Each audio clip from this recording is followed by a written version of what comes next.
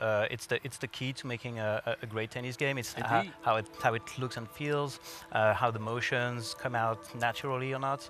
And so, although we loved the Topspin game, we thought that some of the movements were not exactly real natural tennis movements, because sometimes, and it happened in all the games of this era, right? The movements were cut out a little bit, like in video games.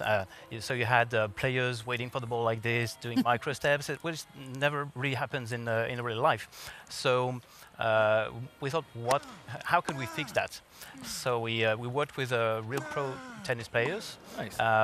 We started working in a mocap lab, and it didn't come out really well because they couldn't really play tennis. They were more playing mocap than tennis, right? So at the end we put them on a real play field, and we asked them just play tennis with the real movements. Nice. And the whole panel of movements. So we recorded every move they could do, with every distance, every context, wow. every type of swing, every ball height, and we mocapped everything, and we created a kind of AI system that was able to sort it out and find the right animation for the right context and blend them together. So it always feels like the movement is natural, and there's the preparation move starts during the movement, and you always keep the control during that time. So I'm afraid to ask how long that whole process took, because I know you work a lot in mocap, and it's a very long, arduous research process before you can even get. Our team spent